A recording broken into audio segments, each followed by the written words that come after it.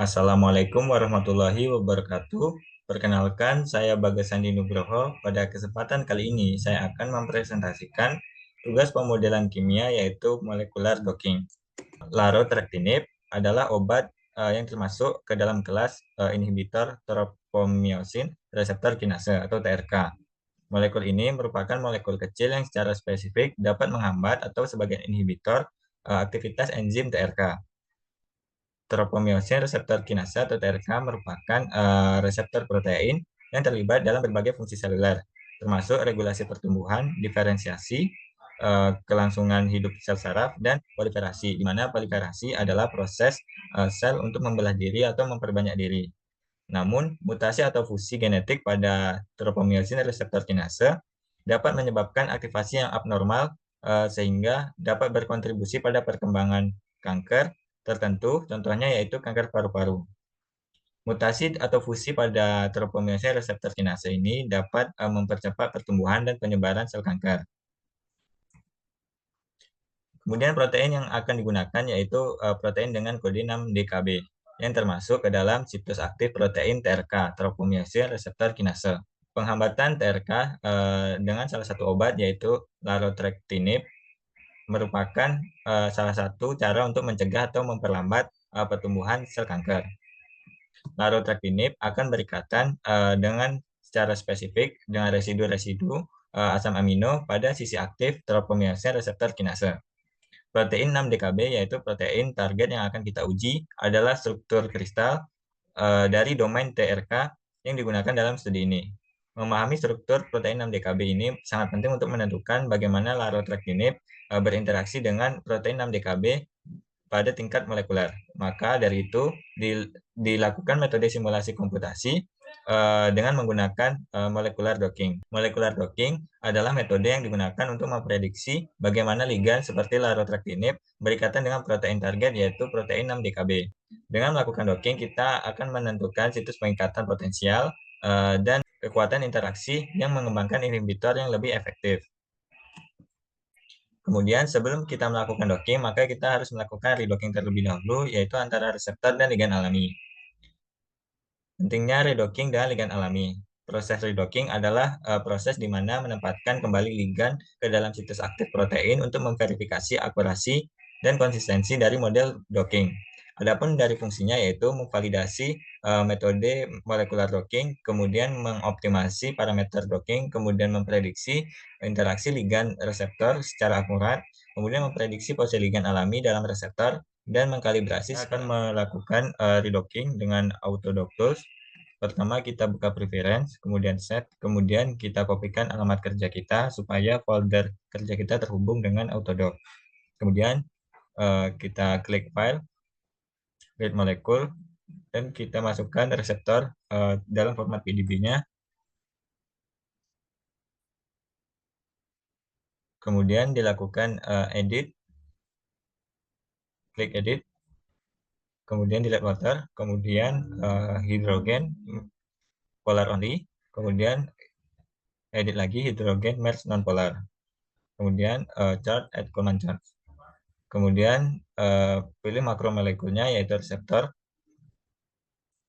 dan di save dengan format PDB-GT. Kemudian dimasukkan ligan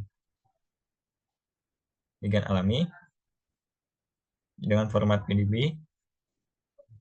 Kemudian kita cek apakah ligannya sudah masuk, kemudian di save dengan PDB-GT, kemudian dipilih ligan alaminya. Kemudian kita lakukan grid yang berfungsi untuk menentukan daerah reseptor yang akan ditempatkan dengan koordinat X, Y, dan Z. Mana untuk koordinatnya kita setting ke ukuran normal yaitu 24. Kemudian dengan spacing sebesar 1 angstrom. Kemudian kita save dalam bentuk grid. Kemudian kita docking. Dan terdapat output file berupa config dan kita tambahkan exhaustiveness sama dengan 16. Kemudian kita save. Kemudian langsung kita run Autodock final. Kemudian kita tunggu hingga terdapat data dari nilai afinitasnya. Baiklah, sudah kita dapatkan nilai afinitas dari 9 model. Kemudian setelah dilakukan proses redocking, kita lakukan proses docking antara reseptor dan ligand uji, yaitu proses docking. Di mana untuk pengerjaannya itu sama dengan proses redocking, namun pada kali ini kita menggunakan ligand uji. Pada pertama-tama yaitu mengcopy alamat kerja kita, kemudian memasukkan protein atau reseptor, kemudian klik edit, kemudian hidrogen match nonpolar, kemudian kita klik charge, kemudian kita pilih makromolekulnya yaitu protein, dan di save dalam format PDB-GT. Kemudian kita masukkan ligand uji dengan format PDB. Kemudian kita cek apakah ligannya sudah masuk atau belum. Kemudian kita save dengan format PDB-GT. Kemudian kita lakukan grid, kita pilih ligannya, yaitu ligan uji. Kemudian kita lakukan grid box yang berfungsi untuk menentukan daerah reseptor. Di mana spasinya kita atur 1 angstrom. Kemudian untuk koordinatnya kita atur pada ukuran normal yaitu 24.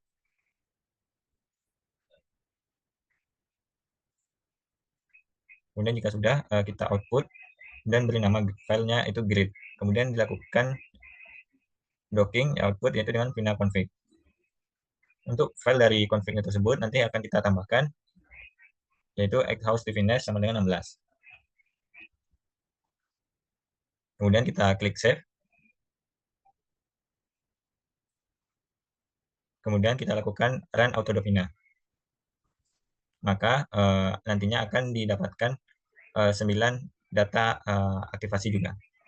Kemudian berikut adalah hasil scoring molecular docking, di mana pada slide itu di sebelah kiri adalah hasil redocking dengan ligand alami dan di sebelah kanan adalah hasil docking dengan ligand uji.